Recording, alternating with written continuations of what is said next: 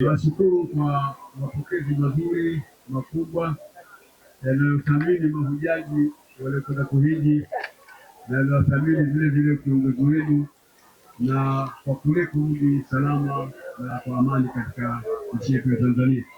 Bado tupo katika viwanja vya ndege vya kimataifa hapa vya Mwalimu Julius Kambarage Nyerere, tukimpokea baraka yetu shekhe wetu mufti wa Tanzania Sheikh Abubakar bin Zuberi bin Ali wa Mbwana, na nipo na Sheikh Ali Suria Al-Hadi, naye ametoka huko katika viwanja vikubwa kabisa, viwanja vitukufu. Sheikh, asalamu alaykum. Wa alaykum salam wa rahmatullahi wa barakatuh. Japo kidogo ungetuelezea kwanza habari za huko, alafu tutaendelea na mengine. Habari za huko nzuri, alhamdulillah. Joto lilikuwa so kali sana, lakini mimi nataka kuambieni habari tofauti kidogo. Mimi nilikuwa nimetangulia kurudi, lakini nimepata kuhiji na Mheshimiwa Mufti na Sheikh Mkuu wa Tanzania zaidi ya mara 10 tokea wakati wa Sheikh Hemed bin Juma bin Hemed, wakati wa Mufti Simba, lakini mpaka amekuwa Mufti mimi nimehiji naye mara nyingi. Lakini hija hii nimeona tofauti. Mufti amechangamka sana, amekuwa very active, alikuwa anakwenda physically kila mahala.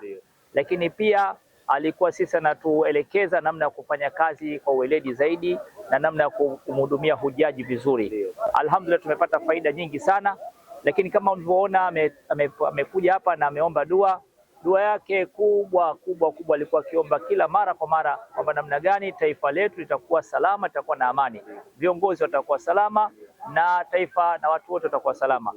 Lakini pia sisi kama umoja wa maimamu na walimu wa madrasa Tanzania tumesema tuje kwa wingi kumpokea Mheshimiwa Mufti na Sheikh Mkuu wa Tanzania. Kama mnavyoona watu wote hapa wamevaa wako na jezi ya umata. Lakini pia naomba nichukue fursa hii kuwaalika, tuna kongamano la kukaribisha mwaka mpya wa Kiislamu ambao tutafanya siku ya tarehe 14 mwezi wa 6 2026 mwaka huu katika ukumbi wa City Garden. Tunakuombeni wote tufike pale saa 3 asubuhi mpaka saa 6 mchana. Lengo na makusudio namna gani tunaingia katika mwaka mpya? Tunaingia kwa amani, tunaingia kwa upendo, lakini tunaingia hali ya kuwa tunabadilika. Vile tulivyokuwa tunaacha, tunakuwa na umoja, tunakuwa na upendo na tunafanya kazi kwa ajili ya Mwenyezi Mungu tu basi. Nakuombeni sana mkaribie. Jazakumullah khair. Wasa jazakidani, shukran. Sheikh samani, kabla hujamaliza nina langu ambalo ungeondoka bila kukuuliza ingekuwa tofauti kidogo kuhusiana na hija. Tunaambiwa kuwa mwaka huu wamekuwa mahujaji ni wengi zaidi. Kuna mtu ameninong'oneza ameniambia ni zaidi ya 1400. Unahisi ni kwa nini labda mwaka huu wamekuwa mahujaji ni wengi zaidi? Mwaka huu wamekuwa wengi kwa sababu watu wengi sisi tuliwapitia na kuwahamasisha kwa ajili ya hija, na alhamdulillah wamekuwa 1000, lakini hata hivyo bado sisi tuna kota ya 20,000.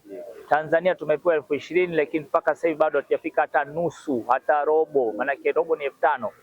Kwa hiyo tunataka kufanya kazi kubwa katika nchi hii. Sasa hivi tushazungumza sisi umoja wa maimamu na walimu wa madrasa Tanzania, tutahamasisha kila kona, kwa sababu imamu wetu sisi yuko mpaka chini katika kata, mpaka katika kijiji, kokote tutahamasisha. Tatizo Waislamu hawafahamu, wao wanafikiri kwamba haji mpaka awe bahresa, haji mpaka awe tajiri sana. Hapana, hija ni yule ambaye inapofika wakati wa hija alafu ana fedha za kutosha za kuweza kwenda katika hija, basi kwake na kwa fardhi. Na Mtume sallallahu alaihi wasallam ametoa hadithi moja kali sana kuhusu hiyo. Yoyote atakayekuwa na uwezo alafu asiende kuhiji, basi asubiri kufa Yahudi au Nasara, au kama kala alayhi salatu wasallam. Kwa hiyo kabla wewe Muislamu mwenzangu hujafa Yahudi na Nasara, bora changa kuanzia sasa hivi. Mimi hapa mwenyewe nataka kutengeneza group ya maisha mepesi ya hija ya bei nafuu. Inshallah ukitaka kuhiji na mimi basi karibu, nitatengeneza group ya maisha mepesi. Tutakaa sisi mbali, lakini itakuwa nafuu. Naam, inshallah. Ndio, lakini cha mwisho hichi cha kumalizia, kuna baadhi ya mahujaji wanasema wanatamani sana mtu ambaye anatakiwa kwenda hija aende shababi, kwa maana ya kijana. Labda nini zaidi kilichokuwa huko ambacho ukienda mzee uweze kukifanya mpaka uwe kijana? Sio kweli kwamba mpaka uwe kijana ndio uweze kufanya hija. Sio kweli. Hija unaweza kwenda wewe katika umri wowote, lakini kule Saudia wameweka utaratibu kwamba baada ya miaka 60 mtu haruhusiwi kwenda, hawampi visa. Lakini hata kama utakuwa wewe kijana lakini una maradhi huwezi kutembea, una utaratibu pale wa wheelchair wa kukuzungusha tawafu, una wheelchair kukupeleka Safa na Marwa, lakini vile vile kuna facilities za kuweza kuwabeba watu waliokuwa wagonjwa na walemavu. Zote zipo. Jamaa wamejipanga vizuri. Wewe haji, hali yote uliokuwa nayo unaweza kwenda hija. Nikushukuru sana. Shukran sana. Naitwa Amir Hamisi Mbwana, ni katibu mkuu wa Umoja wa Maimamu na Walimu wa Madrasa Tanzania UMATA. Alhamdulillah, tuko hapa kwenye viwanja vya Julius Kambarage Nyerere International kwa furaha kubwa kuwapokea mahujaji, hususan mufti wa Tanzania Sheikh Abubakar Zubeir.